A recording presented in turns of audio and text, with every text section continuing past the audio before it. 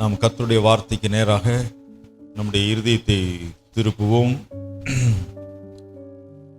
கர்த்தரும் இரட்சகருமாயிருக்கிற இயேசுவின் இனிய நாமத்திலே உங்கள் அனைவரையும் வாழ்த்துகிறேன். கர்த்தர் நல்லவர். ஆமென்.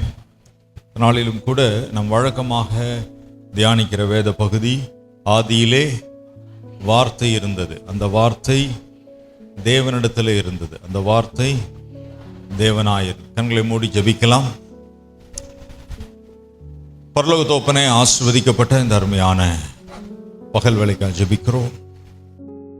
கர்த்தர் நல்லவரும் நன்மை செய்கிறவருமாய் இருக்கிறீர். இயேசுவே, இந்த வார்த்தையை நாங்கள் தியானிக்க போகிறோம். உங்களை ஒரு சிலர் மூச்சு விட முடியாம பயங்கர கஷ்டப்பட்டு சிரமப்பட்டு இருக்கிறீங்க. நெஞ்சு வலி, கேஸ்ட்ரிக் ப்ராப்ளம் என்று சொல்லி சில நேரத்தில் கஷ்டப்படுறவங்க, நான் ஜெபிக்கிறேன்.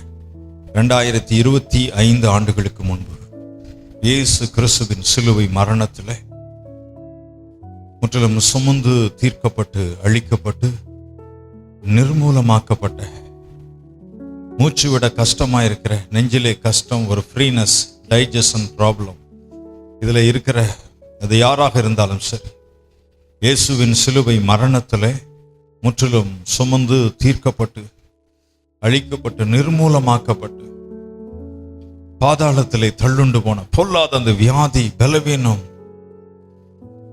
அந்த ரெஸ்பிரேட்டரி சிஸ்டத்தில் காணப்படுகிற சிரமங்கள் இயேசுவின் சிலுவை மரணத்திலே முற்றிலும் சுமந்து தீர்க்கப்பட்டு அழிக்கப்பட்டு நிர்மூலமாக்கப்பட்டு சபிக்கப்பட்டு செயலிழந்த சத்துக்கிரிகளை இயேசுவின் சர்வ அதிகாரமுள்ள நாமத்திலே அகன்று போகும்படி ஜெபிக்கிறேன். இயேசுவின் நாமத்தில் விலகு. இயேசுவின் நாமத்தில் அந்த மூச்சு பகுதி சுகமடைவதாக. In the mighty name of Jesus Christ, be healed. In the name of Jesus, be healed. இயேசுவின் நாமத்தில் சுகமடையும்படி கட்டளையிடுகிறேன். மூச்சு ஃப்ரீ ஆகட்டும். பிரீத்திங் சிஸ்டம் இயேசுவின் நாமத்தில் சுகமடைவதாக. இந்த நெஞ்சு கஷ்டங்கள், அந்த வேதனை, இடுப்பு வலி பகுதிகள் இயேசுவின் நாமத்திலே சுகமடையும்படி கட்டளையிடுகிறேன். சுகமடையட்டும். வேதனை நீங்கி சுகமாயிருக்க உதவி செய்யுங்க. நல்ல ஒரு மனதை கொடுங்க ஆண்டவரே. வசனத்தை கவனிக்க முடியாதபடி காணப்படுகிற டைவர்ஷன், டிஸ்கான்சன்ட்ரேஷன், வேறு விதமான சிந்தனைகள், யோசனைகள், இடறல்கள் இயேசுவின் அதிகாரமுள்ள நாமத்தில் விலகு என்று கட்டளை. விலகு. இயேசுவின் நாமத்தில் ஒரு மனது உண்டாகட்டும். கர்த்தருடைய வார்த்தையின் பிரசனம் இயேசுவின் நாமத்தில் ஒவ்வொருவர் நிரப்பட்டோம். கர்த்தர் ஆளுகை செய்யும். இயேசு இரட்சகரின் நாமத்தில் கேட்கிறோம் நல்ல பிதாவே, ஆமென். கரங்களை உயர்த்தோர் அல்லேலூயா சொல்லலாம். 2 கரங்களை உயர்த்தோர் அல்லேலூயா சொல்லுங்க. கர்த்தர் நல்லவர். ஆமென். வழக்கமாக தியானிக்கிற வேத பகுதி சொல்லுங்க. வலது கரத்தை உயர்த்தி சொல்லுங்க பாப்போம். ஆதியிலே வார்த்தை இருந்தது, அந்த வார்த்தை தேவனிடத்தில் இருந்தது, அந்த வார்த்தை தேவனாயிரு. நீங்களே சொல்லுங்க பாப்போம்.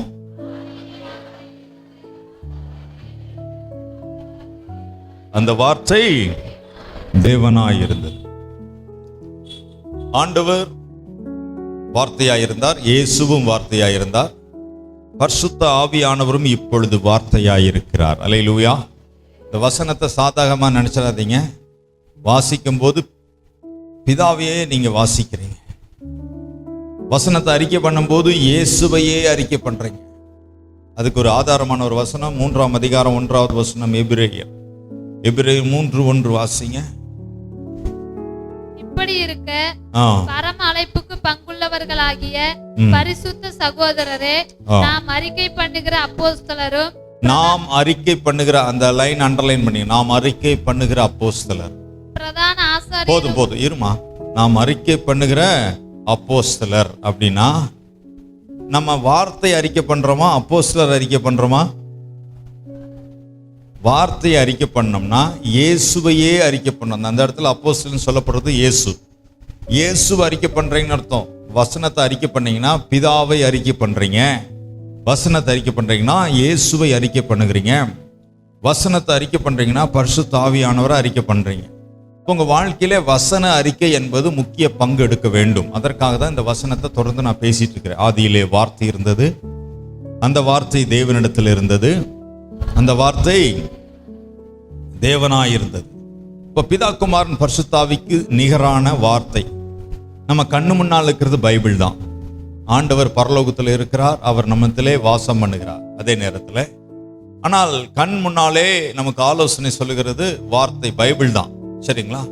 இப்போ பிதா குமாரன் பரிசுத்தாவிக்கு சமமாயிருக்கிற இந்த வார்த்தையை கனப்படுத்தணும், வாசிக்கணும், அந்த வார்த்தையை அறிக்கை பண்ணணும். இந்த வார்த்தையை கிஷோர் இங்க கவனிக்கிறியாப்பா, அந்த வார்த்தையை நாம தியானம் பண்ணணும். சரியா? வார்த்தையை வாசிக்கணும், அறிக்கை பண்ணணும், தியானம் பண்ணணும். சிறு பிள்ளைகள் மனப்பாடம் பண்ணணும். வயதாக மனப்பாடம் ஆக முடியறதில்லை, மனப்பாடம் நிற்கிறது இல்லை மனசுல. ஆகவே சிறு வயசுல இருக்கும்போது உங்க பிள்ளைகளை நிறைய வசனத்தை மனப்பாடம் பண்ண வைங்க, அது ரொம்ப பிரயோஜனமா இருக்கும். அல்லேலூயா.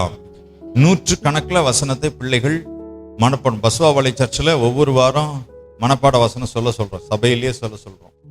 வசனத்தை சிறு பிள்ளைகள் மனப்பாடமாக சொல்ல வேண்டும். கரங்களை உயர்த்தி ஒரு அல்லேலூயா சொல்லுங்க. அன்பானவர்களே, அப்போ கவலைப்படுவதை விட்டுறணும். நான் இது பிரசங்கத்துக்கு முன்பாக ஒரு இன்ட்ரோடக்ஷன் தான், பிரசங்கத்துக்குள்ளே நான் போகல. கவலைப்படுறதை விட்டீங்கன்னா தான் நீங்க வசனத்தை அறிக்கை பண்ண முடியும். இப்போ கவலை வரும்போது நான் கவலைப்பட மாட்டேன், கர்த்தர் மேல பாரத்தை வச்சிடறேன். கர்த்தர் மேல பாரத்தை வச்சுட்டு சமாதானமா இருக்க நீங்க பயிற்சி எடுக்கணும். வசன அறிக்கை என்பது சாதாரண விஷயம் கிடையாது. கர்த்தர் மேல பாரத்தை வச்சுட்டு நீங்க சமாதானமா இருக்க பயிற்சி எடுக்கணும். எப்பொழுதும் சமாதானமா இருக்க ஃபர்ஸ்ட் ஸ்டெப்.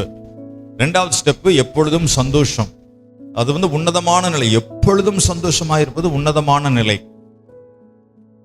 கவலை இப்பெல்லாம் அநேகர் ஃபர்ஸ்ட் ஸ்டெப் என்னன்னா, கவலைப்படுறது சர்ச்சுக்கு வந்தா சந்தோஷம், வீட்டுக்கு போனா பழைய கவலை. 2வது நிலை கவலை விட்டுட்டு சமாதானமா இருக்கிறது. 3வது நிலை எப்பொழுதும் சந்தோஷமா இருப்பது. இதெல்லாம் ஒரு உன்னதமான அனுபவங்கள். கரங்களை உயர்த்தி ஒரு அல்லேலூயா சொல்லுங்களேன். அன்பானவர்களே, இப்போ கவலைய படுறதை விட்டுட்டீங்கன்னா உங்களுக்கு உள்ளத்திலே பயம் இருக்காது, பதட்டம் இருக்காது, குழப்பம் இருக்காது, தடுமாற்றம் இருக்காது, உள்ளம் கலங்கிக் கொண்டே இருக்காது. கவலைப்படுறதை விட்டு பாருங்க.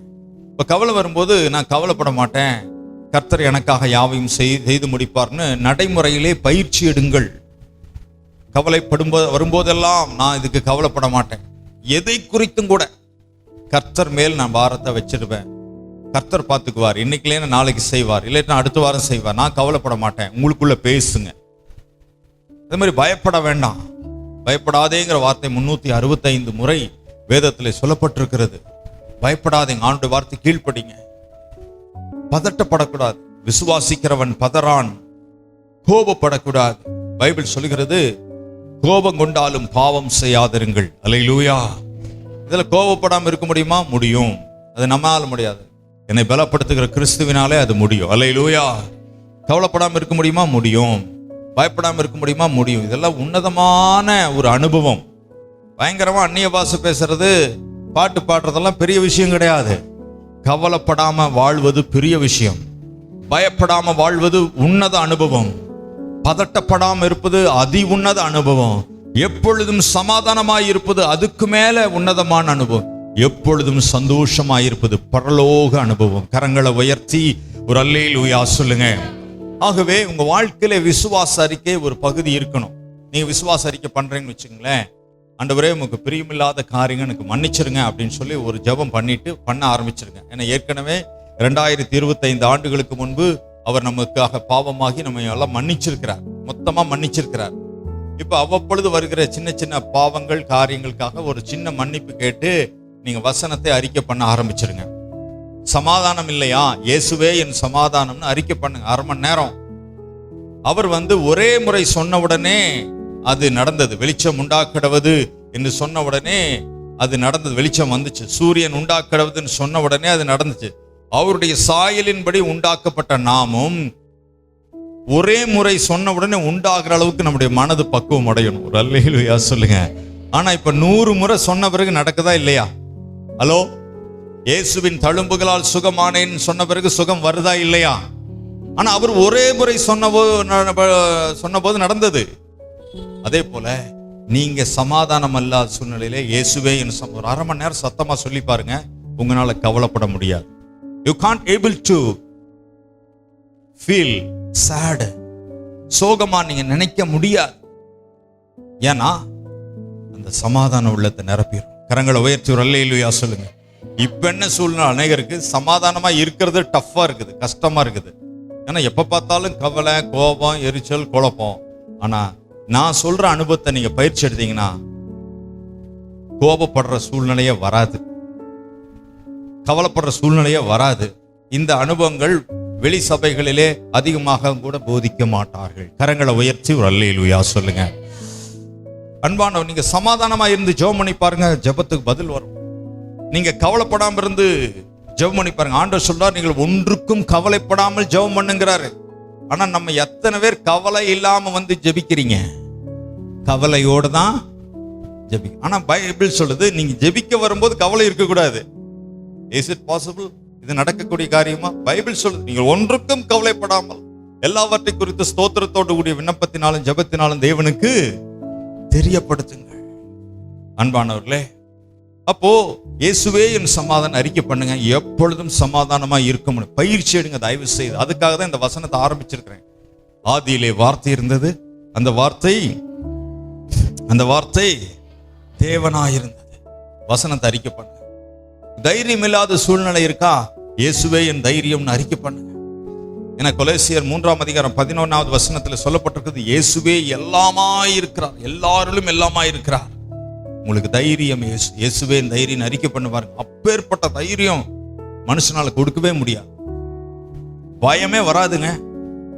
கரங்களை உயர்த்தி அல்லேலூயா சொல்லுங்களேன். அது மாத்திரம் இல்ல, வியாதி நேரத்தில் இயேசுவின் தழும்புகளால் நான், சொல்லுங்களேன், கழும்புகளால் இல்லைங்க, தழும்புகளால். இன்னைக்கு நிறைய பேர் காலுக்கு வந்து எதை தேய்க்கிறாங்க? கழும்பு. அப்போ ஒரு புண்ணு ஆயிருச்சு அப்படின்னா, தழும்பு வந்துருச்சுன்னா என்ன அர்த்தம்? சுகமாயிருச்சுன்னு அர்த்தம். தழும்பு வந்துருச்சுன்னா என்ன அர்த்தம்? அப்ப இயேசு நமக்காக தழும்புகளை வாங்கி வைத்திருக்கிறார். அத்தனை கோடி ஜனங்களுக்கும், அத்தனை வியாதிக்கும் இயேசுவின் தழும்புகளால் நான் சுகமா இருக்கும்போது எவ்வளவு நிறைவா சொல்லுவீங்களோ அப்படி நீங்க அறிக்கை பண்ணணும். இயேசுவின் தழும்புகளால் நான், அப்படி சொல்லி பாருங்க. வியாதி இருக்கும்போது சொல்லுங்க. அது சொல்ல சொல்ல அப்படியே மறைஞ்சிடும், நிச்சயமா மறைஞ்சிடும். கரங்களை உயர்த்தி அல்லேலூயா சொல்லுங்களேன். அன்பானவர்களே, அது மாத்திரமல்ல, பிசாசின் போராட்டமா அப்படின்னா, ஆட்டுக்குட்டியின் ரத்தத்தினாலும் சாட்சியின் வசனத்தினாலும் பிசாசை ஜெயித்தார்கள். ஆட்டுக்குட்டியின் ரத்தத்தினாலும் சாட்சியின் வசனத்தினாலும் பிசாசை, அப்படிங்கிற வசனத்தை அறிக்கை பண்ணீங்கன்னா அந்த பிசாசின் போராட்டம் மாறிடும். இதெல்லாம் வந்து வசன அறிக்கை. இப்படி வசன அறிக்கை பண்ணும்போது பிதாவை அறிக்கை பண்றீங்க, இயேசுவை அறிக்கை பண்றீங்க, பரிசுத்த ஆவியானவரை அறிக்கை பண்றீங்க. கரங்களை உயர்த்தி அல்லேலூயா சொல்லுங்க. அல்லேலூயா. சரி, இப்போ ஆண்டவர் வார்த்தையினால உண்டாக்குன உலகத்தை வார்த்தையினாலே ஒழுங்குபடுத்துகிறார். எதனால ஒழுங்குபடுத்துகிறார்? வார்த்தையை சொல்லி ஒழுங்கில்லாத பூமி, ஒழுங்கில்லாத வானத்தை ஒழுங்குபடுத்துகிறார். வார்த்தையை சொல்லி வெறுமையா இருந்த பூமியை நிரப்புகிறார். நம்முடைய வாழ்க்கையிலே ஒழுங்கில்லாமல் இருக்கிற என்னென்ன காரியத்தை நம்ம பார்த்தோம்? விசுவாச ஜீவியத்தை என்ன பண்ணணும்? ஞாபகம் இருக்கா? முன்னொரு காலத்துல ஆரம்பிச்ச ஞாபகம் இருக்கா? எதையை ஒழுங்குபடுத்தணும்? விசுவாச ஜீவியத்தை ஒழுங்குபடுத்தணும். அடுத்தது ஜப ஜீவியத்தை ஒழுங்குபடுத்தணும். அடுத்தது ஆலயத்துக்கு வருகிற காரியத்தை ஒழுங்குபடுத்தணும். அடுத்தது தேவனை துதிக்கிற காரியத்தை ஒழுங்குபடுத்தணும். ஆதியிலிருந்து, ஆதாம் ஏவாளிலிருந்து தியானிச்சுட்டு வர்றோம். கடைசியா என்ன தியானிச்சோம்? ஏசாயா 2 அதிகாரம் 6 அதிகாரம் 2வது வசனம். 6 அதிகாரம் 2வது வசனத்திலிருந்து, உசியா ராஜா மரணமடைந்த பிறகு தேவன் கொடுத்த தரிசனத்தை அவர் பார்க்கிறார். அக்கினி தழலை எடுத்து எங்க வைக்கிறார்? நாவில் வச்சு, நாவு சுத்தமா, இப்போ நாவு துதிக்கிற நாவா இருக்கணும்னு சொல்லி நாம் அதை பார்த்தோம். அன்பானவர்களே, இன்றைக்கு தானியேல் தீர்க்க தரிசன புஸ்தகம் 3 அதிகாரம் 1வது வசனத்திலிருந்து 6வது வசனம் வரைக்கும் சத்தமா வாசிங்கம்மா. தானியேல் 3ஆம் அதிகாரம் 1-6 வசனம். 1032. ராஜாவாகிய நேபுகாத்நேச்சார் 60 முழ உயரமும் 6 முழ அகலமுமான ஒரு பொற்சிலையை பண்ணுவித்து பாபிலோன் மாகாணத்தில் இருக்கிற தூரா என்னும் சமபூமியிலே நிறுத்தினான். பின்பு ராஜாவாகிய நேபுகாத்நேச்சார் தேசாதிபதிகளையும் அதிகாரிகளையும் தலைவரையும் நியாயாதிபதிகளையும் பொக்கிஷக்காரரையும் நீதி சாஸ்திரிகளையும் விசாரிப்புக்காரரையும் நாடுகளில் உள்ள உத்தியோகஸ்தர் யாவரையும் நேபுகாத்நேச்சார் ராஜா நிறுத்தின சிலையின் பிரதிஷ்டைக்கு வந்து சேரும்படி அழைத்தனுப்பினான். அப்பொழுது தேசாதிபதிகளும் அதிகாரிகளும் தலைவரும் நியாயாதிபதிகளும் பொக்கிஷக்காரரும் நீதி சாஸ்திரிகளும் விசாரிப்புக்காரரும் நாடுகளில் உள்ள உத்தியோகஸ்தர் யாவரும் ராஜாவாகிய நேபுகாத்நேச்சார் நிறுத்தின சிலையின் பிரதிஷ்டைக்கு வந்து சேர்ந்து நேபுகாத்நேச்சார் நிறுத்தின சிலைக்கு எதிராக நின்றார்கள்.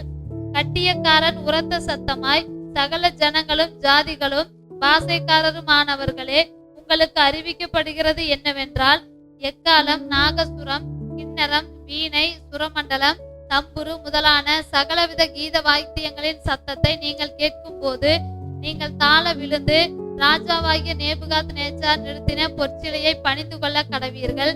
எவனாயிலும் தாழ விழுந்து அதை பணிந்து கொள்ளாமற் போனால் அவன் அந்நேரமே எரிகிற அக்கினி சூளையின் நடுவிலே போடப்படுவான் என்றான். ஆமென். அன்பானவர்களே, ராஜாவாகிய நேபுகாத்நேச்சார் ஒரு பெரிய ராஜா. பிள்ளைகள் ஸ்கூல்ல படிக்கும்போது அந்த ராஜாவை குறித்து படிச்சிருப்பீங்க வரலாறு புஸ்தகத்துல. அவர் என்ன செய்தார்? 60 முழ உயரமும் 6 முழ அகலமான ஒரு பொற்சிலையை பண்ணுவித்து பாபிலோன் மாகாணத்தில் இருக்கிற தூரா என்னும் சமபூமியிலே நிறுத்தினான். பெரிய கிரவுண்டு. இந்த கிரவுண்டுக்கு நடுவுல 60 முழ உயரம். 60 முழ உயரம்னா எவ்வளவு அடி தெரியுமா? எவ்வளவு அடி? 60 முழ உயரமும் 6 முழ அகலம். 90 அடி நினைக்கிறேன். சரி. ஆக 60 முழ உயரமும் 6 முழ அகலமான தங்க சிலையை பண்ணுவித்து அந்த நாட்டில் இருக்கிற அதிகாரிகள், தேசாதிபதிகள், தலைவர்கள், நியாயாதிபதிகள், பொக்கிஷக்காரர், நீதி சாஸ்திரிகள், விசாரிப்புக்காரர், உத்தியோகஸ்தர் யாவரையும் அப்படின்னு நீங்க பாத்தீங்கன்னா, நம்ம வழக்கத்தின்படி சொல்றதுன்னா மந்திரிமார்கள், தலைவர்கள், கலெக்டர்மார்கள், தாசில்தார்கள், அப்புறம் ரெவன்யூ இன்ஸ்பெக்டர், விஓக்கள், அப்புறம் என்னது ஆர்டிஓ அதிகாரி, பிரசிடென்ட்டு, அப்புறம் நீதிபதிகள், இவங்கெல்லாம் என்ன செய்யணும்? இந்த ராஜாவாகிய நேபுகாத்நேச்சார் நிறுத்தின அந்த பொற்சிலையை தாழ விழுந்து பணிந்து கொள்ள வேண்டும். எப்பொழுது நாதசுரம், கிண்ணறம், மத்தளம், மேள வாத்தியங்கள் இதெல்லாம் அடிக்கும் போது, அந்த சவுண்ட் எல்லாம் பயங்கரமா சவுண்டு கொடுக்கும்போது எல்லாரும், இந்த நாட்டில் இருக்கிற எல்லாருமே, தலைவர் முதற்கொண்டு தொண்டன் வரைக்கும் எல்லாருமே தாழ விழுந்து, என்ன விழுந்து? தாழ விழுந்து அவர்கள் பணிந்து கொள்ள வேண்டும் என்று சொல்லி ராஜாவாகிய நேபுகாத்நேச்சார் உத்தரவு போட்டிருந்தார். சரி, அப்போ உத்தரவு போட்ட பிறகு யாராவது அந்த சிலையை பணிந்து கொள்ளவில்லை என்றால், மியூசிக் வாசிக்கும் போது, மத்தளம் வாசிக்கும் போது, நாதசுரம் ஊதும் போது, வீணை, தம்புரு, சுர மண்டலங்கள் வாசிக்கும் பயங்கரமான ஒரு சவுண்டு எழுப்பும் போது யாராவது அந்த சிலையை பணிந்து கொள்ளவில்லை என்றால் அவர்கள் எரிகிற அக்னி சூளையிலே போடப்படுவார்கள் என்று ராஜா உத்தரவு போட்டிருந்தார். அன்பானவர்களே, அநேகருக்கு இந்த சம்பவம் தெரியும் என்று நான் நினைக்கிறேன். அப்போ 8வது வசனத்தை வாசிங்கம்மா. அச்சமயத்தில் கல்தேயரில் சிலர் ராஜ சமூகத்தில் வந்து யூதர் பேரில் குற்றம் சாற்றி ராஜாவாகிய நேபுகாத்நேச்சாரை நோக்கி, ராஜாவே, நீர் என்றும் வாழ்க. எக்காலம், நாகசுரம், கிண்ணரம், வீணை, சுரமண்டலம், தம்புரு முதலான சகலவித கீத வாக்கியங்களின் சத்தத்தையும் கேட்கிற எந்த மனுஷனும் தாழ விழுந்து பொற்சிலையை பணிந்து கொள்ள வேண்டும் என்றும், எவனாயிலும் தாழ விழுந்து பணிந்து கொள்ளாமற் போனால் அவன் எரிகிற அக்கினி சூளையின் நடுவிலே போடப்பட வேண்டும் என்றும் ராஜாவாகிய நீர் கட்டளையிட்டீரே. பாபிலோன் மாகாணத்தின் காரியங்களை விசாரிக்கும்படி நீர் ஏற்படுத்தின சாத்ராக், மேசாக், ஆபேத்நேகோ என்னும் யூத யூதரான மனுஷர் இருக்கிறார்களே, அவர்கள் ராஜாவாகிய உம்மை மதிக்கவில்லை. அவர்கள் உம்முடைய தேவர்களுக்கு ஆராதனை செய்யாமலும் நீர் நிறுத்தின பொற்சிலையை பணிந்து கொள்ளாமலும் இருக்கிறார்கள் என்றார்கள். அப்பொழுது நேபுகாத்நேச்சார் உக்கிர கோபம் கொண்டு சாத்ராக்கையும் மேசாக்கையும் ஆபேத்நேகோவையும் அழைத்து கொண்டு வரும்படி கட்டளையிட்டான். அவர்கள் அந்த புருஷரை ராஜாவின் சமூகத்தில் கொண்டு வந்து விட்டபோது, நல்லா கவனிங்க, அந்த இடத்துல ஒரு கம்ப்ளைண்ட் வந்துருச்சு.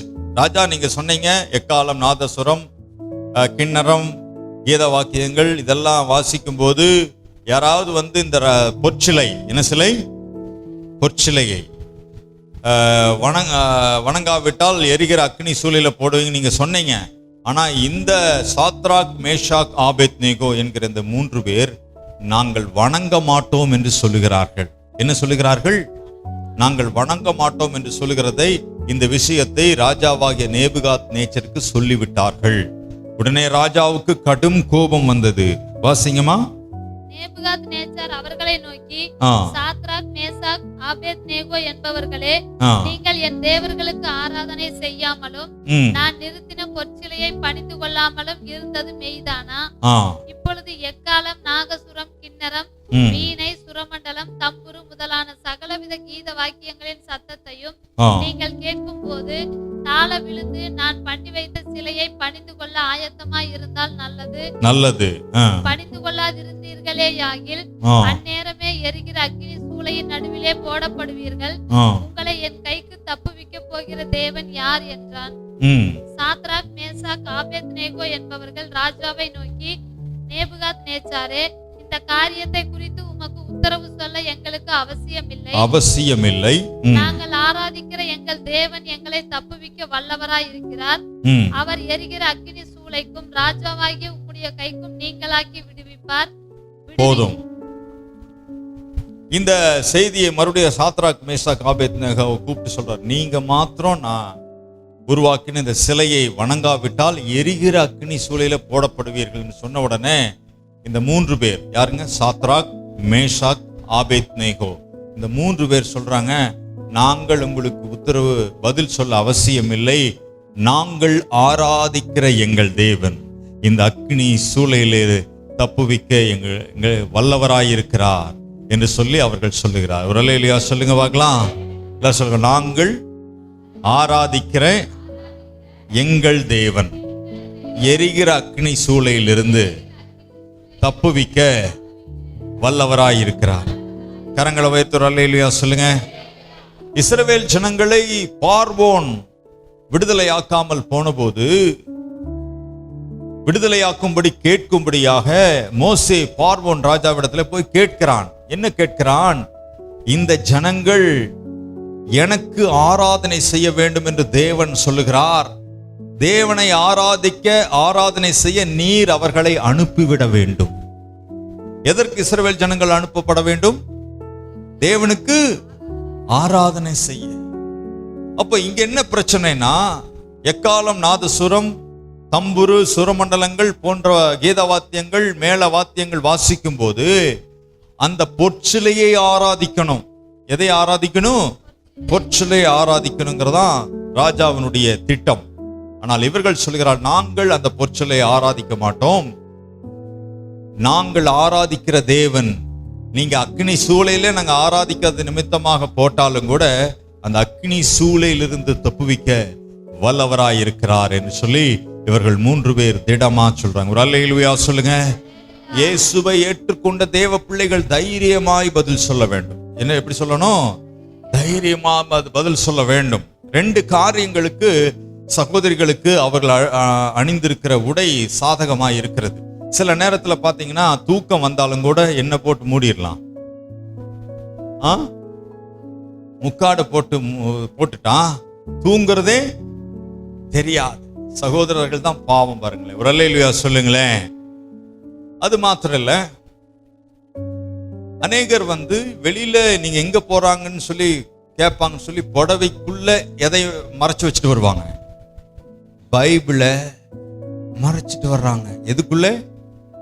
பாஸ்டர், நாங்கெல்லாம் புடவையே கட்டுறதில்ல, மாடர்ன் ட்ரெஸ்ஸுக்கு மாறிட்டோங்கிறீங்களா? அப்போ சில பேர் தைரியம், பைபிளை தைரியமா கொண்டு வர்றதில்லை. இப்போ பாருங்க, ஸ்கூலுக்கு பேக் கொண்டு போனா வெக்கம்னு யாராவது ஸ்கூல் பிள்ளைக்கு சொல்லியிருக்கிறாங்களா? வெக்கமா இருக்குதுங்க ஸ்கூல் பேக்கு, ஜாமெண்ட்ரி பாக்ஸ், பேனா, பென்சிலில் கொண்டு போனா வெக்கமா பிள்ளைங்க சொல்றாங்களா? பைபிள் கொண்டு வராம யாரும் ஆராதனைக்கு வரக்கூடாது. பைபிள் இல்லைன்னாலும் பழைய பைபிளாவது எங்கிட்ட இருங்க. புது பைபிள் கிடைக்கிறது இல்லை, கடையில் இருக்கு 300 ரூபா ஒரு பைபிள் இல்லாம யாரும் ஆராதனைக்கு வரக்கூடாது. அதுல வெக்கமே இருக்கக்கூடாது. நாங்கள் ஆராதிக்கிற எங்கள் தேவன், எல்லாரும் சொல்லுங்க பார்க்கலாம். நாங்கள் ஆராதிக்கிற எங்கள் தேவன் எங்களை தப்புவிக்க வல்லவராயிருக்கிறார். இவங்களுக்கு கை தூக்கணுங்களுக்கு ஒரு டவுட் வந்து, நாங்க ஆராதிச்சா தானே? எப்படி? தூதர்களே துதியுங்கள், தூத சேனைகளே துதியுங்கள், சூரிய சந்திரரை துதியுங்கள், பிரகாச நட்சத்திரமே துதியுங்கள், சூரிய சந்திரரை துதியுங்கள், பிரகாச நட்சத்திரமே துதியுங்கள், துதிகன மகிமை எல்லாம் இயேசு ராஜாவுக்கே, துதிகன மகிமை எல்லாம் இயேசு ராஜாவுக்கே. வானாதி வானங்களை துதியுங்கள், ஆகாய மண்டலமே துதியுங்கள்,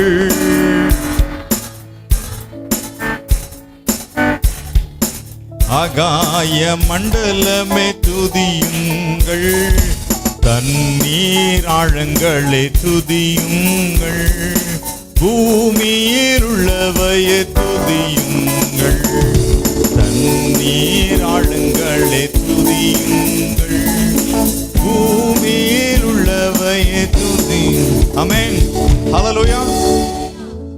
பக்கத்தில் இருக்கிறவங்க பார்த்து துதியுங்கள். இன்னொருத்தர்களை பார்த்து சொல்லுங்க, துதியுங்கள், கர்த்தரை துதிங்க அப்படின்னு தான் சொல்லுவோமே தவிர நாங்கள்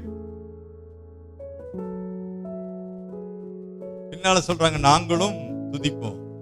தூதர்களே துதியுங்கள், தூத சேனைகளே நாங்கள் தூங்குவோம், நாங்கள் என்ன செய்வோம்? அப்படியா? தயவு செய்து உட்கார்ந்துட்டு தூங்குறவங்க அதே மாதிரி நின்றுட்டு தூங்கிடாதீங்க, கீழே விழுந்துருவீங்க. தயவு செய்து கவனமா இருக்கணும். கரங்களை உயர்த்தி ஒரு அல்லேலூயா சொல்லுங்களேன். அன்பானவர்களே, மற்றவங்களை பார்த்து துதிங்கன்னு சொல்றோம், நம்ம துதிக்கிறோமா? அன்பானவர்களே, நாங்கள் ஆராதிக்கிற எங்கள் தேவன் எங்களை தப்புவிக்க வல்லவராய் இருக்கிறார். அதான் இன்னைக்கு கீ பாயிண்ட். நாங்கள் ஜெபிக்கிற தேவன் அல்லது எங்களை ரட்சிக்கிற தேவன், எங்களை பரிசுத்தப்படுத்துகிற தேவன், எங்கள் பாவங்களை மன்னிக்கிற தேவன், எங்கள் சாபங்களை நீக்குகிற தேவன், எங்களை சுகமாக்க, இதெல்லாம் சொல்லல. நாங்கள் ஆராதிக்கிற எங்கள் தேவன்.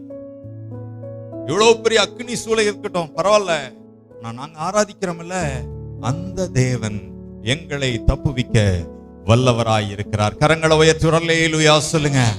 ஆராதிக்கிறவர்களுக்கு ஒரு நம்பிக்கை, நீங்க எந்த காரியத்திலிருந்தும் தப்பிச்சிடலாம். அல்லேலூயா. எப்பேற்பட்ட பாவ சூழ்நிலையில நீங்க மாட்டினாலும் ஆண்டவர் ஆராதிச்சீங்கன்னா நீங்க ஆண்டவர் உங்களை தப்புவிக்க வல்லவராய் இருக்கிறார். எப்பேற்பட்ட கடன் பிரச்சனையிலே நீங்கள் சிக்கினாலும் கர்த்தர் உங்களை விடுவிக்க வல்லவராய் இருக்கிறார். கரங்களை உயர்த்தி அல்லேலூயா சொல்லுங்க. இன்னைக்கு அநேகர் கடன் பிரச்சனையில தற்கொலை பண்ணிக் கொள்கிறார்கள். ஒரு 1.5 வருடத்துக்கு முன்பாக எங்களிடத்துல ஒருவர் அடிக்கடி போன் பண்ணுவாங்க, விசேஷமா நிம்மிட்ட போன் பண்ணி ஜெபம் பண்ணுங்க. ஒரு பொண்ணு வந்து அதுல ரொம்ப மன உளைச்சல் ஆகி ஒரு மென்டல் மாதிரி பேச ஆரம்பிச்சு வாயை திறந்து பேசிட்டே இருக்கிறாங்க. அப்புறம் நாங்க சொன்னோம், நீங்க எங்களுக்கு போன் பண்ணுங்க, போன் பண்ணீங்கன்னு நாங்க ஜெபம் பண்றோம் அப்படின்னு சொல்லி பல முறை, ஒரு 3-4 முறை சொன்னோம், போன் பண்ண சொல்லுங்க, அந்த பொண்ணை போன் பண்ண. அவங்க விசுவாசிக்கணும், அவங்களுக்காக நாம ஜெபம் பண்ணாலும் அவங்க குறிப்பிட்ட பாதிக்கப்பட்டவங்க விசுவாசிக்கணும் அப்படின்னு சொல்லி சொன்னோம். ஆனால் அந்த பொண்ணுகிட்ட ஃபோன் கொடுத்தாங்க, அது உளறிட்டே இருக்குது. ஏன்னா மன பிரமை ஆயிடுச்சு, கடனை நினைச்சு உளரவே ஆரம்பிச்சாங்க. அப்ப நாம சொல்றதே அவங்க காதுல விழல, அவங்க போனே பண்ணல. அந்த சூழ்நிலை இருந்ததுனால அவங்க எங்களுக்கு போனே பண்ணல. பாருங்களேன், ஒரு 4-5 நாட்கள் கழித்து டெலிவிஷன்ல பார்க்கிறோம், அந்த குறிப்பிட்ட பெயருடைய குடும்பத்தோடு தற்கொலை டிவியில, சன் டிவியில வருது. கோயம்புத்தூர்ல இந்த கடன் பிரச்சனை பாருங்க, அவங்களை கொன்று விட்டது. அப்பதான் அவங்க பிள்ளை வெளிநாட்டுல இருந்து வந்திருக்கிறாங்க, அமெரிக்காவில். இந்த பிள்ளையும் சேர்ந்துதான். எதற்காக சொல்றேன்? ஆனால் நீங்கள் தேவனை ஆராதிப்பீர்களானால் ஆண்டவர் உங்களை தப்புவிக்க வல்லவராய் இருக்கிறார். ஒருவேளை கடன்ல நீங்க சிக்கி இருந்தாலும் கூட நீங்கள் தேவனை ஆராதிக்கிறவர்களா இருந்தால் அதிலிருந்து தப்புவிக்க வல்லவராய் இருக்கிறார். கரங்களை உயர்த்துற அல்லேலூயா. நீங்கள் தப்புவிக்கப்பட ஒரு அற்புதமான சான்ஸ். தேவனை ஆராதிக்கிறவர்களாக உங்கள் ஆராதனையை நீங்கள் கவனம் செலுத்துங்க. மணிக்கணக்கிலே ஸ்தோத்திரம் செலுத்துகிறவர்களாக, ஆராதனை பாடல்களை பாடுகிறவர்களாக, இஸ்ரவேல் ஜனங்களை ஆராதிக்கும்படியாகத்தான் ஆண்டவர் பலத்த கையினாலும் ஓங்கிய பயத்தினாலும் இஸ்ரவேல் ஜனங்களை எகிப்திலிருந்து விடுதலை ஆக்கினார். தேவனுக்கு ஆராதனை செய்யும்படியாக. பழைய ஏற்பாட்டிலே ஆண்டவருக்கு பலிபீடம் கட்டி ஆராதித்தவர்களுடைய ராஜ்யபாரம் நிலைத்திருந்தது. கர்த்தருக்கு விரோதமாக பாகால்களுக்கு பலிபீடம் கட்டினருடைய ராஜ்யபாரம் அழிந்து போனது. அன்பானவர்களே, நாங்கள் ஆராதிக்கிற எங்கள் தேவன், எல்லாரும் சொல்லுங்க, நாங்கள் ஆராதிக்கிற எங்கள் தேவன் எங்களை தப்புவிக்க வல்லவராய் இருக்கிறார். நீங்க எப்பேற்பட்ட பிரச்சனையில் இருந்தாலும் சரி, தேவனை ஆராதிக்கிறவர்களாக இருந்தா ஸ்தோத்திரம். சில பேர் அப்படிதான், கொசு துளி மாதிரி. எப்படி? என்ன துளி? ஸ்தோத்திர ஸ்தோத்திர இயேசுவின் நாமத்தில் பிதாவே ஆமென். ஸ்தோத்திரமே சவுண்ட் உசுந்தா வரும். ஸ்தோத்திரமாவது கொஞ்சம் சவுண்டா கொடுங்க. என்ன செய்யும்? ஆமா, இந்த பூனையா அந்த புலி மூச்சு விடுற மாதிரி உசுங்க. ஆனா ஸ்தோத்திரமே வெளியே வரா. சில பேர் என்ன ஆத்திரம் ஸ்தோத்திரம் ஆமேன். எப்படி? ஆத்திரம் ஸ்தோத்திரம் ஆமேன். மணிக்கணக்கில் ஏனோக்கு தேவனோடு சஞ்சரித்துக் கொண்டிருந்தான். துதித்தான் 24 மணி நேரம் துதித்தான். He walked with God. Enoch walked with God. தேவனோடு நடந்தான், சஞ்சரித்தான். பேசிட்டே இருக்கிறது தான் சஞ்சரிப்பு. நோவா தேவனோடு சஞ்சரித்துக் கொண்டிருந்தான், துதித்துக் கொண்டே இருந்தான். உலகமே அழிந்தது, நோவா காப்பாற்றப்பட்டான். குறைந்தது ஒரு 100 ஸ்தோத்திரமாவது செய்ய நீங்கள் பழகிக் கொள்ளுங்கள். நாங்கள் ஆராதிக்கிற எங்கள் தேவன் எங்களை தப்புவிக்க வல்லவர். எல்லாரும் சொல்லுங்க, நாங்கள் ஆராதிக்கிற எங்கள் தேவன் எங்களை தப்புவிக்க வல்லவராயிருக்கிறார். நீங்க எப்பேற்பட்ட வியாதியில சிக்கணும் பரவாயில்ல, நீங்க துதிக்க ஆரம்பிச்சு பாருங்க. வியாதி அழிந்து போயிடும், வியாதியின் கிருமிகள் அழிந்து போயிடும். அன்பானவர்களே, நேற்று ஒருத்தர் ஜெபம் பண்றதுக்கு வந்தார். நான் அவரை 2-3 தடவை வேலைக்கு, சர்ச்சை வேலைக்கு வர சொல்லி போன் பண்ணேன். அவர் சொன்னாங்க, அந்த அம்மா பாஸ்டர் 10 நாளா காய்ச்சல், 10 நாளா காய்ச்சல். ஹாஸ்பிட்டல் போனீங்களா? போனோம், ஆனா சுகமே ஆக மாட்டேங்குது அப்படின்னா. தலை அப்படியே பயங்கர நரம்பெல்லாம் அப்படி இழுத்து பிடிக்கிற மாதிரி வலி. அவரை அறிக்கை பண்ண வச்சு ஜெபம் பண்ண 2 நிமிஷம் ஜெபம், உடம்பெல்லாம் பயங்கரமா வேர்த்துருச்சு. இப்ப எப்படி இருக்கு? காய்ச்சல் இல்லை, ஒண்ணும் இல்லை, வலி இல்லை, ஒண்ணும் கிடையாது. 5 நிமிஷத்துல அவர் விடுதலை பெற்றவராக. ஏனால் நாங்கள் ஆராதிக்கிற எங்கள் தேவன் எங்களை தப்புவிக்க வல்லவராய் இருக்கிறார். ஆராதனை பண்ணணுங்க, சும்மா கேட்டுட்டு போறதில்லை. உட்கார்ந்துரும், மணிக்கணக்கில் உட்கார்ந்துரும்.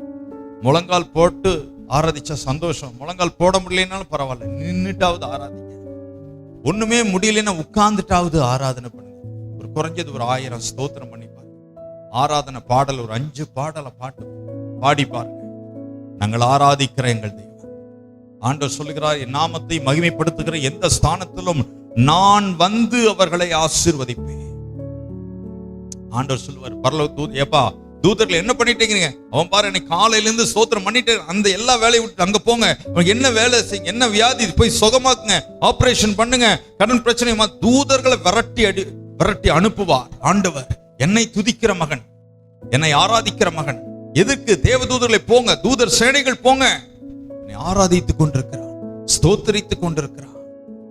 அன்பா, பரலோகத்துல எப்பொழுதும் ஆராதனை தான். 24 மூப்பர்கள் தங்கள் கிரீடங்களை கழற்றி ஆண்டவருடைய சிங்காசனத்தில் வீற்றிருக்கிற ஆண்டவருடைய பாதத்தில் வைத்து ஆராதிக்கிறார்கள். 4 ஜீவன்கள் ஆண்டவரை ஆராதிக்கிறார்கள். கேருபீன்கள், சேராபீன்கள் ஆண்டவரை ஆராதிக்கிறார்கள். கோடான கோடி தூதர்கள் ஆண்டவரை ஆராதிக்கிறார்கள். அவர் ஆராதனையிலே வாசம் பண்ணுகிறார். நாங்கள் ஆராதிக்கிற எங்கள் தேவன் தப்புவிக்க வல்லவரா. கரங்களை வைத்து அல்லேலூயா. உங்களுக்கு பாதுகாப்பு உண்டுங்க. ஆராதிக்கிற உங்களுக்கு பாதுகாப்பு. ஹல்லேலூயா. டைமே இல்ல அப்படின்னு சொல்லாதீங்க. கால் இந்த நைட் வரைக்கும் வேலையா? நைட்டு கொஞ்சம் சாப்பாட்டை கம்மி பண்ணி சாப்பிட்டு, ஒரு இட்லி ஒரு தோசை கம்மி பண்ணிட்டு ஒரு 10 to 12 வரைக்கும் வெறும் ஸ்தோத்திரத்தை சொல்லி பாருங்க. துதிப்புக்கு இல்லைனாலும் பரவாயில்ல, ஸ்தோத்திரம் ஸ்தோத்திரம் ஸ்தோத்திரம். நீங்க எப்பேற்பட்ட பிரச்சனையிலிருந்து விடுதலையாக முடியும். ராஜா மூட்டி எழுப்பின அக்கினி சூளையிலிருந்து ஆண்டவர் அவர்களை தப்புவிக்க வல்லவராயிருந்தார். வாசித்து பாருங்கள் 3வது அதிகாரம். தொடர்ந்து வாசிங்கம்மா. விடுவிக்காமற் போனாலும், அடுத்த வசனம். அப்பொழுது நேபுகாத்நேச்சாருக்கு கடும் கோபம் உண்டு. சாத்ராக், மேஷாக், ஆபேத்நேகோ என்பவர்களுக்கு விரோதமாய் அவனுடைய முகம் வேறுபட்டது. சூளையை சாதாரணமாய் சூடாக்குவதை பார்க்கிலும் 7 மடங்கு அதிகமாய் சூடாக்கும்படி உத்தரவு கொடுத்து, சாத்ராக், மேஷாக், ஆபேத்நேகோ என்பவர்களை எரிகிற அக்கினி சூளையிலே போடுவதற்கு அவர்களை கட்டும்படி தன் இராணுவத்தில் பலசாலிகளாகிய புருஷருக்கு கட்டளையிட்டான். அப்பொழுது அவர்கள் தங்கள் சால்வைகளோடும் நிசார்களோடும் பாகைகளோடும் மற்ற வஸ்திரங்களோடும் கட்டப்பட்டு எரிகிற அக்கினி சூளையின் நடுவிலே போடப்பட்டார்கள். ராஜாவின் கட்டளை கடுமையாய் இருந்தபடியினாலும் சூளை மிகவும் சூடாக்கப்பட்டிருந்தபடியினாலும் அக்கினி ஜுவாலையானது சாத்ராக், மேஷாக், ஆபேத்நேகோ என்பவர்களை தூக்கி கொண்டு போன புருஷரை கொன்று போட்டது. அல்லேலூயா. எப்படிங்க? சாத்ராக், மேஷாக், ஆபேத்நேகோ என்பவர்களை தூக்கிட்டு போன புருஷர்கள் என்ன ஆயிடுச்சு? ஆமா, அவங்க தூக்கிட்டு போனாங்களாம். புருஷர்கள் ஆண்கள். ஒரு ஆண் மற்றவங்களை தூக்குற அளவுக்கு பலன் இருக்கணும் பாருங்களேன். அல்லேலூயா. ஆமா, கரங்களை உயர்த்தி ஒரு அல்லேலூயா சொல்லுங்களே. ஆமா, தூக்கிட்டு போனவங்களை அந்த அக்கினி சூளை கொன்று போட்டது. இவங்க உள்ள போடப்பட்டுட்டாங்க. தூக்கிட்டு போனவங்க ஃபர்ஸ்ட் செத்துட்டாங்க. அன்பானவர்களே, இப்போ வீட்டுல உரம்புற வர்றாங்க அப்படின்னு சொல்லி நீங்க ஒரு குறிப்பிட்ட 1.5 கிலோவோ 2 கிலோவோ சிக்கனோ மட்டனோ வாங்குறீங்க. வாங்கி எல்லாத்துக்கும் பரிமாறும் போது சிக்கன் மட்டன் கம்மியா இருக்குது. என்னவா இருக்குது? கம்மியா இருக்குது. இப்போ அதை தூக்கிட்டு போனவங்களையே அந்த அக்கினி சூளை கொன்னு ஓட்ட மாதிரி உப்பு பாக்குறேன்னு சொல்லிட்டு, விளங்குதுங்களா? அப்போ பரிமாறும் போது என்ன ஆயிருது? உங்களை சொல்லலைங்க, இந்த மாதிரி யாராவது செஞ்சாங்கன்னா நீங்க அறிவுறுத்துங்க. Praise the Lord. ஹல்லேலூயா. அன்பானவர்களே, தூக்கிட்டு போனவங்களை அந்த அக்கினி சூளை என்ன ஆயிருச்சு? கொன்று போட்டு. வாசிங்கம்மா தொடர்ந்து. சாத்ராக், மேஷாக், ஆபேத்நேகோ என்னும் அந்த 3 புருஷரும் கட்டுண்டவர்களாய் எரிகிற அக்கினி சூளையின் நடுவிலே விழுந்தார்கள். அப்பொழுது ராஜாவாகிய எரிகிற அக்கினி சூளையிலே விழுந்தார்கள். அப்பொழுது ராஜாவாகிய நேபுகாத்நேச்சார் பிரமித்து தீவிரமாய் எழுந்திருந்து தன் மந்திரிமார்களை நோக்கி, 3 புருஷரை அல்லவோ கட்டுண்டவர்களாக அக்கினியிலே 25வது வசனம். அதற்கு அவன், இதோ 4 பேர் விடுதலையாய் அக்கினியின் நடுவிலே உலாவுகிறதை காண்கிறேன். அவர்களுக்கு ஒரு சேதமும் இல்லை. 4ஆம் ஆளின் சாயல் தேவபுத்திரனுக்கு ஒப்பாயிருக்கிறது. 2 கையை உயர்த்தி அல்லேலூயா சொல்லுங்க. 3 பேர்த்த தூக்கிட்டு போனவங்க அந்த அக்கினினால, அந்த ஹீட்னால செத்து போயிட்டாங்க, சுருண்டு விழுந்துட்டாங்க. அவ்வளவு 7 மடங்கு அக்கினி சூளை சூடாக்கப்பட்டது. தூக்கிட்டு போனவங்க செத்து போயிட்டாங்க. ஆனா இந்த 3 பேருக்கு பதிலாக 4 பேர் உலாவிக் கொண்டிருந்தார்கள். ஒரு அல்லேலூயா. யாரு? Shadrach, Meshach, Abednego. இயேசு கிறிஸ்து மனுஷகுமாரன். யாருங்க? அப்படிதானுங்க. இந்த 4 பேர் விடுதலை அக்கினியின் உலாவுகிறதை அது தேவபுத்திரனுக்கு ஒப்பாயிருக்கிறார். தேவபுத்திரர் யாரு? இயேசு கிறிஸ்து. அல்லேலூயா சொல்லுங்களேன். இயேசு கிறிஸ்து அங்க வந்துட்டாரு. ஏன்னா இவங்களுக்கு வைராக்கியம், நாங்கள் ஆராதிக்கிற எங்கள் தேவன். அல்லேலூயா. நீங்க மட்டும் ஆராதனை கரெக்டா செய்யறவங்களா இருந்தா, ஸ்தோத்திரம் பண்றவங்களா, மணிக்கணக்கில் ஸ்தோத்திரம், மணிக்கணக்கில் ஆராதனை. நான் முதல்ல எல்லாம் ஜெப குழு நடத்தும் போது இப்படிதான், ஒரு காரியத்தை சொல்லும் போது ஒரு குறிப்பிட்ட காரியத்துக்கு ஹல்லேலூயா ஹல்லேலூயா ஹல்லேலூயா அதை சொல்லணும். அந்த ஜெப குறிப்புக்கு வெறும் ஹல்லேலூயா ஒரு 100 முறை ஹல்லேலூயா. ஏன்னா பரலோகத்திலே அல்லேலூயா என்கிற சவுண்டு தான் ஆண்டவரை ஆராதிக்கிற அந்த துணி, அந்த வார்த்தை. வாசித்து பாருங்கள் 19ஆம் அதிகாரம் வெளிப்படுத்தின விசேஷம் 1வது வசனம். வெளிப்படுத்தல் 19:1.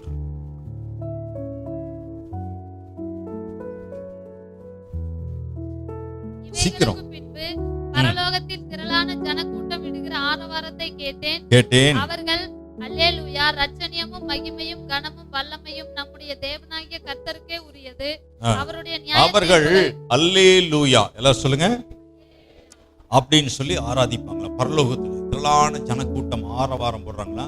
வெறும் ஹல்லேலூயா ஹல்லேலூயா ஒரு 20 அல்லேலூயா சொல்லாமா? எல்லாரும் வலது கரத்தை உயர்த்தி ஹல்லேலூயா ஹல்லேலூயா ஹல்லேலூயா ஹல்லேலூயா ஹல்லேலூயா ஹல்லேலூயா ஹல்லேலூயா ஹல்லேலூயா ஹalleluya hallelujah hallelujah hallelujah hallelujah hallelujah hallelujah hallelujah hallelujah hallelujah hallelujah hallelujah hallelujah ஆமென்.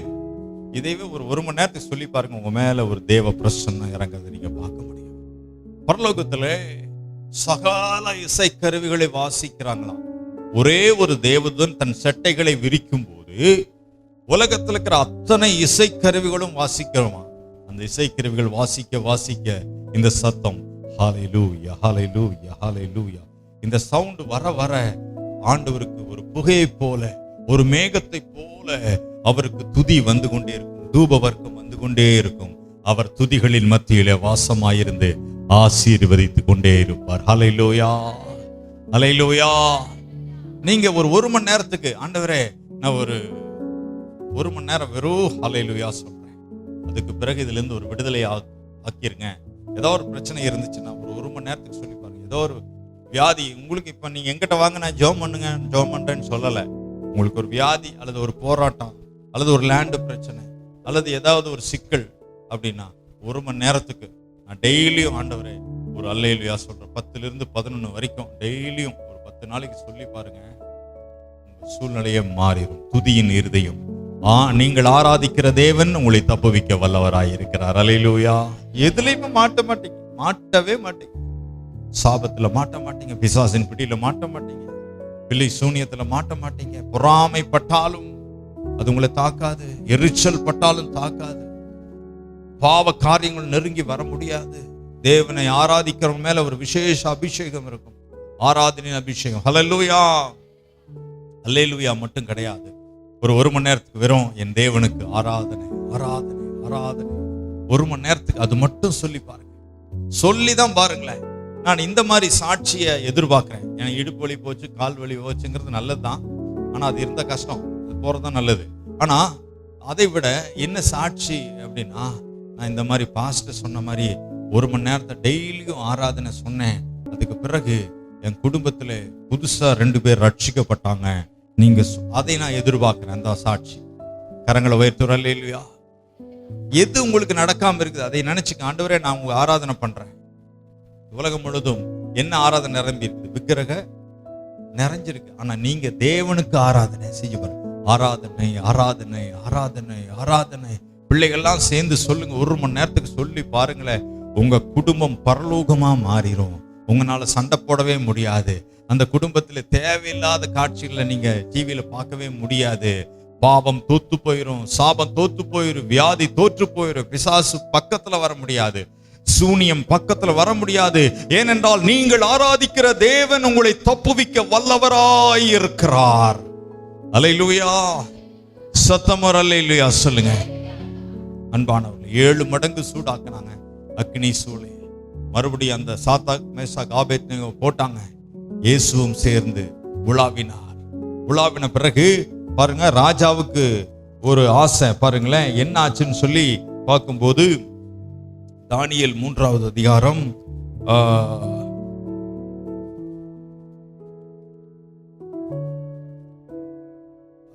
26வது வசனத்தை வாசிங்க. அப்பொழுது நேபுகாத்நேச்சார் எரிகிற அக்கினி சூளையின் வாசலண்டைக்கு வந்து, உன்னதமான தேவனுடைய தாசராகிய சாத்ராக் மேஷாக் ஆபேத்நேகோ என்பவர்களே, நீங்கள் வெளியே வாருங்கள் என்றான். அப்பொழுது சாத்ராக் மேஷாக் ஆபேத்நேகோ என்பவர்கள் அக்கினியின் நடுவிலிருந்து வெளியே வந்தார்கள்.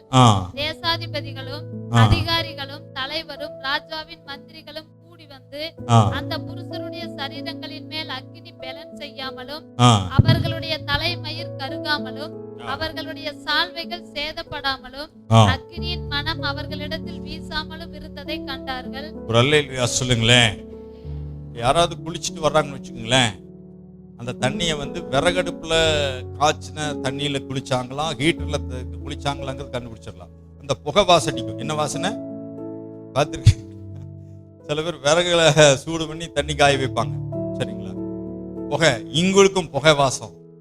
அன்பானவங்களை தூக்கிட்டு போனவங்க, அதுக்கு காரணமா இருந்தவங்கள அந்த அக்னி சூளையில போட சொல்லிட்டாங்க. இப்ப என்ன ராஜா என்ன சொல்லிட்டாரு அப்படின்னா, வாசித்து பாருங்க 29வது வசனம்.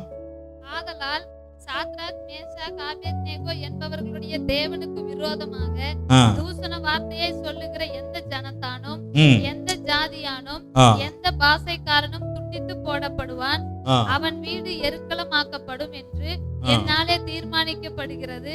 இவ்விதமாய் ரட்சிக்கத்தக்க தேவன் வேறொருவரும் இல்லை என்றான். ஒரு அல்லேலூயா சொல்லுங்க பார்க்கலாம். 3 பேர் வைராக்கியமா இருந்தாங்க. நாங்கள் ஆராதிக்கிறேன். உடனே அவன் நினைச்சிருப்பான், நான் ஸ்தோத்திரம் பண்ணிட்டு இருக்கிறேன், மணிக்கணக்கிற ஆராதனை பண்றேன், ஆராதிச்சு பாட்டு பாடுறேன், தேவனை மகிமைப்படுத்துறேன், அதை விசுவாசித்து சொல்லி நாங்கள் ஆராதிக்கிறேன். எங்கள் தேவன் இந்த அக்னி சூளையிலிருந்து தப்புவிக்க வல்லவரா இருக்கிறார். ஆராதனின் அபிஷேகம் பெருகட்டும், துதியின் ஆடை உண்டாகட்டும், ஆராதனின் மனம் இருக்க வேண்டும். பாருங்களேன், நீங்க ஆராதிக்கிறவர்களாம் தான் பிசாசு பயப்படுவான், வியாதி பயப்படுவோம். இந்த ஆளுக்குள்ள நான் போக மாட்டேன். யாராவது பில்லி சுனி ஏவி விட்டாங்கன்னா பில்லி சுனி சொல்லும், நான் அந்த அம்மாவுக்குள்ள வரவே மாட்டேன். அவங்க மேல ஆராதனின் அபிஷேகம் எரிந்து கொண்டே இருக்குது. நான் என்ன செய்ய மாட்டேன், பக்கத்துல போகவே. சொல்லுங்க. ஆமா, நல்ல பிரியாணி செஞ்சிருக்கிறாங்க. இந்த பிரியாணிய சாக்கடைக்கு மேல நின்னுட்டு நீங்க சாப்பிடுவீங்களா? கீழே என்ன ஓடுது? பாதாள சாக்கடை மனம் வீசிக்கொண்டே இருக்கிறது. சாக்கடையின் மனம். மேல என்னது சொல்லுங்க. அதே மாதிரிதான் உங்களுக்கு ஏதாவது பில்லி சூனியமோ பொறாமை கண்களோ எதிர்ச்சத்துவங்கள் வந்துச்சுன்னா, நீங்க ஆராதிக்கிறவங்களா இருந்துச்சுன்னா அவங்களுக்கு அது பயங்கர வைத்த கலக்கிற வாசனையா மாறிடும். அந்த பில்லி சூனி நான் போக மாட்டேன், அந்த அம்மா எப்ப பார்த்தாலும் ஸ்தோத்திரம் ஸ்தோத்திரம் சொல்லிட்டே இருக்கிறாங்க, ஆராதனை பண்ணிட்டே இருக்கிறாங்க. கரங்களை உயர்ச்சி ஒரு அல்லேலூயா சொல்லுங்க. நாங்கள் ஆராதிக்கிற எங்கள் தேவன் எங்களை தப்புவிக்க வல்லவராய் இருக்கிறார். வருகிற நாட்களில் நான் இப்படி சாட்சி எதிர்பார்க்கிறேன். பாஸ்டர் சொன்னாரு, ஒரு 3 மணி நேரம் ஸ்தோத்திரம் பண்ண போறேன். என்ன பண்ண போறேன்? 3 மணி நேரம், அது 1 மணி நேரம், அப்படி கொஞ்சத்துல இருந்து ஆரம்பிங்க. 2 மணி நேரம் பண்ணணும். அப்படி பண்ண பிறகு டைமே இல்லைன்னு சொல்லாதீங்க. ராத்திரியாவது ஒரு 10லிருந்து 11 அல்லது 11லிருந்து 12 அந்த டைமை ஒதுக்கி வெறும் ஸ்தோத்திரம் பண்ணி பாருங்க, அல்லது வெறும் ஹல்லேலூயா சொல்லி பாருங்க, அல்லது வெறும் ஆராதனை, தேவனுக்கு ஆராதனை சொல்லி பாருங்க. உங்க மேல ஒரு அபிஷேகம் இருந்து கொண்டே இருக்கும். ஒரு மணமுக்கு முன்பாக எதிர்த்து உங்களுக்கு விரோதமாய் உருவாக்கப்படுகிற எந்த ஆயுதமும் வாய்க்காதே. ஹல்லேலூயா. நான் ஏன் இவ்வளவு வலியுறுத்தி சொல்றேன்னா, என்றென்றைக்கும் ஆண்டவரை ஆராதித்து கொண்டே இருப்போம். ஹல்லேலூயா சொல்லுங்க. நீங்க 6 அடி உயரமுள்ள மனுஷன் அப்படின்னு உங்களை நினைக்காதீங்க. நீங்க ஒண்ணுமே இல்லைன்னு நினைங்க. எப்படி ஆமா, வர்றேன் பாஸ்டர், கதவை திறந்து வைங்க, வண்டியெல்லாம் ஓரத்தில் தள்ளுங்க, எங்க அது முட்டிட போகுது அப்படின்ட்டு நீங்க பெரிய ஆளா இருக்கலாம். ஆண்டவருக்கு முன்னால நான் ஒண்ணுமே இல்லை. யோவான் ஸ்நானகன் சொன்னான், வனாந்தரத்திலே கூப்பிடுகிறனுடைய சத்தமா இருக்கிறேன். நீங்க உங்களை எப்படி கற்பனை பண்ணணும்? Just voice. ஸ்தோத்திரம் ஸ்தோத்திரம் சொல்லுகிற ஒரு வாய்ஸ் மாதிரி தான் நீங்க நினைக்கணும்.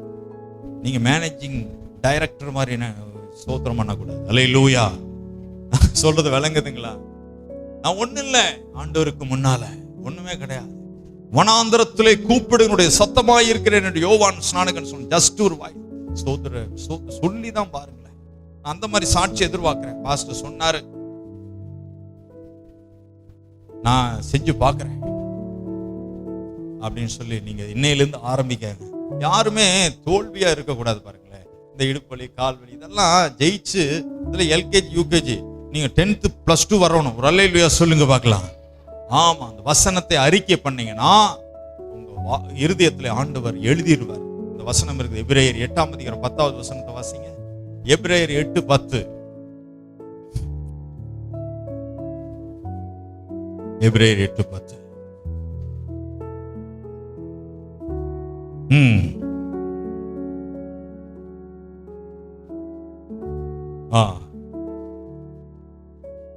என்னுடைய பிரமாணங்களை அவருடைய இருதயங்களில் எழுதுவேன். அவருடைய மனதில் வச்சு இருதயத்தில் எழுதுவேன். எபிரேயர் 10:16 பார்க்கும்போது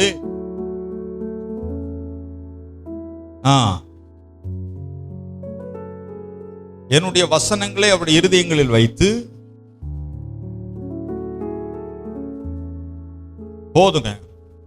ஒரு இடத்துல இருதயத்துல வச்சு மனதில் எழுதுறார் வசனங்களை, இன்னொரு இடத்துல மனதில் வச்சு இருதயத்துல. இப்ப மனதிலே வசனங்கள் எழுதப்பட்டுருச்சுன்னா நீங்க வாழ்க்கையில தோல்வியே இருக்காது. என்ன இருக்காது? ஆமா ஆமா. நீங்க இப்படி சாட்சி நான் எதிர்பார்க்கிறேன். எப்படின்னா, அவங்களுக்கு பிரதர் சாட்சி சொன்னார் பாருங்க, கோடிக்கணக்கான ஆத்துமாக்கள் வரப்போறாங்க. ஆத்துமாக்கள் குறிச்ச அந்த பிரதருக்காக நான் வீட்டில இருந்தே ஜெபம் பண்ணேன். கர்த்தர் அவங்களை சபைக்கு கொண்டு வந்துட்டாரு. உங்க வியாதிக்காக ஜெபம் பண்ணேன், அவங்க இன்னைக்கு சர்ச்சுக்கு வந்துட்டாங்க. சபைக்கு அடுத்த காரியங்கள்ல சாட்சி சொல்லு. வசன அறிக்கை பண்ணேன், அந்த வசனம் இருதயத்துல பதிஞ்சிருச்சு, என் வாழ்க்கை மாறிடுச்சு, எனக்கு கோபம் போயிருச்சு, எனக்கு கவலையே வர்றதில்லை, எனக்கு சுகமாயிட்டு, நானே விசுவாச அறிக்கை பண்ணி சுகமாயிடுச்சு, எனக்கு இந்த கடன் பிரச்சனை மாறுச்சு என்று சொல்லி வசன அறிக்கை பண்ணி அதனாலே வருகிற சாட்சி நான் பண்ண பிரசங்கத்துக்கு ஒரு பெரிய பதிலாக இருக்கும். ஒரு அல்லேலூயா சொல்லுங்க. ஆதியிலே வார்த்தை இருந்தது, தேவனிடத்துல இருந்தது. ஆமா, எரிகிற அக்னி சூழ பல மடங்கு அதை போட்டு கொதிக்கிற எண்ணெயில போடுற மாதிரி தீ எரிகிற போது அவர்கள் 3 பேர் போடப்பட்டார்கள். இயேசுவும் கூட இருந்தார், இயேசுவும் கூட உலாவினார். ராஜாவே ஆச்சரியப்பட்டு தனித்தனியா போய் சுவிசேஷம் சொல்லல, குரூப் நாடே ரட்சிக்கப்பட்டது. ஒரு நாடு ஃபுல்லா ரட்சிப்பு. இயேசுவை தான் வணங்கணும், பிதாவை தான் வணங்கணும்னு சொல்லி ராஜா உத்தரவு போட்டார். காரணம் அவர்களுக்கு வைராக்கியம். நீங்கள் இயேசுவை குறித்த வைராக்கியம். பைபிள் எடுத்துட்டு வர்றீங்கன்னா வெக்கப்படாதீங்க, வைராக்கியமா இருக்கணும். சர்ச்சுக்கு ஆமா சர்ச்சுக்கு தான் போறேன்னு சொல்லுங்க. இயேசுவை ஆமா இயேசுவை தான் ஆராதிக்கிறேன். என்ன நடந்தது? உங்க சொந்தக்காரருக்கு துணிச்சலா வார்த்தையை சொல்லுங்க, இயேசுவை பற்றி சொல்லுங்க. நண்பர்களுக்கு சொல்லுங்க. நீங்க சொல்லலைன்னா யார் சொல்ல போறா? நீங்க உங்க அப்பா அம்மாவுக்கு சொல்லுங்க, அண்ணன் தம்பி அக்கா தங்கச்சிக்கு சொல்லுங்க, மாமா அத்தை சித்தப்பா சித்தி, இயேசுவை பத்தி சொல்லுங்க. வியாதி இருந்துச்சுன்னா அதை சொல்லுங்க, ஜெபம் பண்ணா சுகமாயிடும். சமாதானம் இல்லைன்னா சொல்லுங்க, சத்தியத்தை சொல்லுங்க, வெக்கப்படாதீங்க. அந்த நாடே எதிர்ப்பு. இந்த 3 பேருக்கு, சாத்ராக் மேஷாக் ஆபேத்நேகோ 3 பேரும் எதிர்த்து, நாட்டை எதிர்த்து நின்றார்கள் கர்த்தருக்காக. காரணம், அவர்கள் ஆராதித்த தேவன். ஏனென்றால் அவர்கள் தேவனை ஆராதித்தவர்களாக இருந்தார்கள். ஒரு அல்லேலூயா. நீங்களும் தேவனை ஆராதிக்கிறவர்கள். அந்த எப்பேற்பட்ட சோதனையா இருந்தாலும், அக்கினி சூளையில உங்களை போட்டாலும் நீங்கள் தப்புவிக்கப்படுவீர்கள். நிரந்தர பாதுகாப்பு, நித்திய ஜீவன் உங்கள் வாழ்க்கையிலே செயல்படும். வெற்றியாகவே வாழ முடியும், பரிசுத்தமாகவே வாழ முடியும், ஆசீர்வாதமாகவே வாழ முடியும், சமாதானமாகவே வாழ முடியும், ஆரோக்கியமாகவே வாழ முடியும், பிசாசை விரட்டி அடித்து வாழ முடியும், ஆசீர்வாதமாக, கடன் இல்லாம, பொருளாதார பிரச்சனை இல்லாம, வட்டி பிரச்சனை இல்லாமல் ஆரோக்கியத்தோடு செழிப்போடு வாழ முடியும். ஏனென்றால் நாம் ஆராதிக்கிற தேவன் நம்மை தப்புவிக்க வல்லவராய் இருக்கிறார். எல்லாரும் எழுந்து நிற்கலாம். Shall we all stand up? எல்லாரும் எழுந்து நிற்கலாம். Oh, glory to Jesus. Hallelujah. Hallelujah. எத்தனை பிரச்சனையவே சொல்லிட்டு இருக்காதீங்க. இன்னைக்கு சங்கீதத்துல கேட்டீங்களே, எப்ப பார்த்தாலும் நம்மை சுத்தி சுத்தி வரக்கூடாது. ஆண்டவரை பாருங்க, உங்களை ஜெயிங்க. ஃபர்ஸ்ட் நான் என்ன ஜெயிக்க கர்த்தர் கிருபை செய்து, என்ன ஜெயிச்சு என்னையவே நான் சுத்தி சுத்தி வரக்கூடாது. உங்களையே, உங்களுக்கு, உங்க பிள்ளைகளுக்கு, உங்க வயிற்று வலி, நெஞ்சு வலி, இடுப்பு வலி, இப்படியே எத்தனை வருஷத்துக்கு? இதுல இருந்து வெளியே வாங்க. மற்றவங்களுக்கு ஜெபிக்க ஆரம்பிங்க, மற்றவங்களுக்கு சுவிசேஷம் சொல்லுங்க. Glory to Jesus. எல்லாரும் ஜெபிக்கலாம். நான் இனிமேல் மணிக்கணக்காக ஸ்தோத்திரிப்பேன் ஆண்டவரே. வலது கையை உயர்த்தி சொல்லுங்க, மணிக்கணக்காக ஆண்டவரே, நேரங்காலம் பார்க்காம ஸ்தோத்திரிப்பேன் ஆண்டவரே. 1 மணி நேரம் ஸ்தோத்திரம் பண்ணுவேன். 2 மணி நேரம் பண்ணுவேன், 3 மணி நேரம் பண்ணுவேன். நாம் ஆராதிக்கிற தேவன் நம்மை தப்புவிக்க வல்லவராய் இருக்கிறார். ஒரு தீங்கும் உங்களை அணுகாது. உங்களுக்கு விரோதமாய் உருவாக்கப்படுகிற எந்த ஆயுதமும் வாய்க்காதே போகும். வாயை திறந்து சொல்லுங்க. இவ்வளவு நேரம் நான் பேசினேன், இப்ப சொல்லுங்களேன் வாயை திறந்து, ஆண்டவரை நான் துதியை அதிகப்படுத்த போறேன். டெய்லி ராத்திரியாவது அல்லது காலையிலேயாவது ஒரு 1/2 மணி நேரம் வெறும் ஸ்தோத்திரம் மட்டும் சொல்லுங்களேன். வெறும் ஸ்தோத்திரம் 1/2 மணி நேரத்துக்கு. டைமே இல்லையா? ராத்திரி ஒரு 10 to 11, 11 to 12. டைம் இல்லைன்னு சொல்ல முடியாது. ஸ்தோத்திரம் பண்ணுங்க பிரதர். இந்த மாதிரி நான் அடுத்த வாரம் சாட்சி எதிர்பார்க்கிறேன். 30ஆம் தேதி சாட்சி எதிர்பார்க்கிறேன், வர்ற ஞாயிற்றுக்கிழமை. Glory to Jesus. Shabaradalaraba shandarabalabalaba. Glory to Jesus. Hallelujah. Rabalaba shandaralabalaba. ஆண்டவரே உம்மை துதிக்க விரும்புகிறேன், அர்ப்பணிக்கிறேன்னு சொல்லுங்க. ஆண்டவரே மணிக்கணக்கில் ஸ்தோத்திரம். எப்போ பார்த்தாலும் நான் எனக்கு அது வேணும் இது வேணும்னு கேட்க மாட்டேன். நான் உம்மை துதிக்க என்னை அர்ப்பணிக்கிறேன்னு சொல்லுங்க. தாழ்மையோடு அர்ப்பணிக்க, பரிசுத்தத்தோடு என்னை அர்ப்பணிக்கிறேன் ஆண்டவரே. இன்றையிலிருந்து துதி, உங்க துதியின் வாழ்க்கையை ஒழுங்குபடுத்துங்க. ஆண்டவர் அன்னைக்கு ஒழுங்கில்லாத பூமியை ஒழுங்குபடுத்தினார், ஒழுங்கில்லாத தண்ணீரை ஒழுங்குபடுத்தினார், நிலத்தை ஒழுங்குபடுத்தினார். துதி வாழ்க்கையை ஒழுங்குபடுத்துங்கள். ஹalleluya. C minor.